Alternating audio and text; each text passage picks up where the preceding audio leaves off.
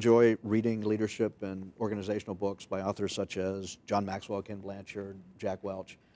How have those and other experts shaped your own leadership philosophy, and what is that philosophy? Okay. Well, as an administrator and in teaching a class for Western Carolina in a master's program, I've learned that you can teach leadership. And so I turn to a lot of resources such as Maxwell's 21 Laws of Leadership. For example, the first one is the law of the lid, that an organization is really no better than the leader at the top. And so as far as people want to progress, they would run into a brick wall if the leadership at the top level is not high enough. So it's very important for me to be a good leader. But I also feel it's important for me to teach others in my reports and to provide an environment for leadership growth on the campus as well as with students. But as another example would be Jack Welch, and his focus was on customer service, and I certainly have adopted some of his philosophies. Is you have to make it easier for people to do business with you. So I've kind of adopted that in the student perspective in providing support services and opening that door as wide as we can get it and helping that student get in the door. But then once you get them in the door, then you have to provide rigorous programs in order to make students qualified to job entry level and for the workforce. Okay. And as you mentioned earlier, you talked about opportunities and challenges, and then also in line with leadership comes the word that not a lot of people like, and that's change. Yes. And as a leader, how will you see the best ways to implement change here at Northeast State? Well, certainly, personally, I'm a change agent, but in promoting change in any organization, you have to look to people. People are the greatest asset of any organization, and you have to get them involved. Certainly, I could come in and I could delegate a change. You know, we're going to do this program, but it's better to get a buy-in and to improve the quality of the product. Any result is going to be greatly improved by getting more people involved and getting experts involved. And there are experts at every level, whether it's at the faculty position or in the support services area.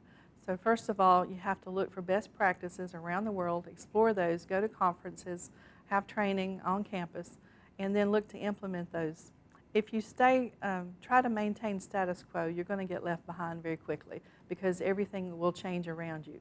And so on the opposite end of that is frenetic change, and that's going to produce chaos if it's not planned and it's not timely, and if you don't have, if you haven't done your homework, if you haven't done the research, whether talking to people or gathering data to make good informed decisions.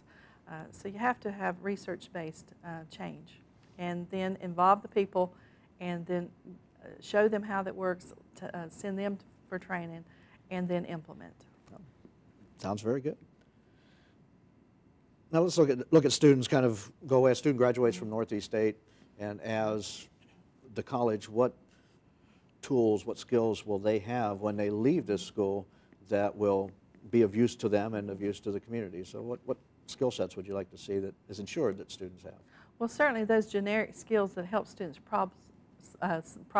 solve problems and to communicate with others, and the ability to write, and the ability to work with others, team player. Those are very important skills that we need to be providing our students as they migrate into the workforce. Now I've seen kind of that you've been a volunteer in a lot of some of the organizations you've volunteered for, include United Way, Habitat for Humanity, the Open Door Soup Kitchen. How do you think volunteering fits in with being a well-educated person? Well, service learning, as we call it in the community college, is very important in showing that student there's more to working in your community than just getting a job. You have to be a part of it and to help others who are maybe not so fortunate as you. And so service learning is a very critical piece, and the staff, the executive team, all play a role in the community in some way or another. I think it's very important, not just for administrators, but for faculty and students, and I found that to be the case. We have a club on campus that is a green club, and so they're helping promote sustainability, and so playing a very critical role in the community, not just for the college, but the community as a whole. Okay. And one issue, being, of course, being the president of a college, I'm sure you have some issues with work, play, and life balances. How would you suggest to someone, you've come up through the ranks, you've been a non-traditional student, you've been balancing family and life throughout your career. Yes. how would you suggest to our students, to our faculty, to staff, that we ensure that we have a life-work balance? Well, you certainly have to pick and plan to have time to reflect and time to re-energize us. It's very important to take a few days off from work. I tend to be a workaholic. I love what I do. There's not been a day that I've come into work that I just really wanted to be here and was just delighted in all the work to be done.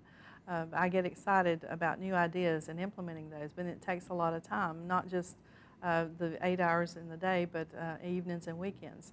But I've tried to balance that, and I enjoy, as I've mentioned earlier, in going to Nashville to the Grand Ole Opry, or going camping in the mountains. We love Cades Cove area, so it's beautiful where you can just sit and relax and enjoy the beautiful area around here. Okay. And if you had an opportunity to, as you welcome students into the college, if you had an opportunity to say something to them about you're embarking on the education and it's very important, how would you kind of adjust them? How did you adjust as a community college student, and non-traditional or traditional student? How would you say it's now time for college, and how would you suggest they adjust to the college life and the college rigor? Well, certainly it's a day at a time, and you have to plan ahead. And if you have children, obviously you have to have backup plans. If it snows, you have to have a babysitter for school-age children who aren't in school. So all these things have to be planned for. But first of all, I'd like to congratulate students on making a choice to community colleges. Over 50% of the nation's freshmen are now attending community colleges. It's not just about cost, but it's about quality. It's about the size of the classroom. It's about the care and nurture that they get at the community college that may not be at the university in the larger classrooms. And it's more accessible, and it's close to home. You can still be close to family and friends and still be able to go to school and to work and to progress and achieve your degree. Okay.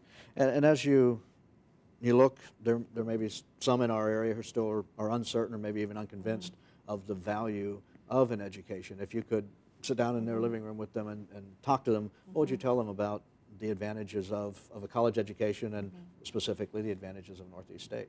Well, relating that to me personally, it has changed my life. The community college opened the door not just for an associate degree, but the bachelor's and then the master's, and I whittled away until I achieved the doctorate degree. So the doors just keep opening as you make one step at a time, and education can change your life, and it can give you a much more rewarding career, something that you really enjoy doing, and can fulfill your financial needs as well.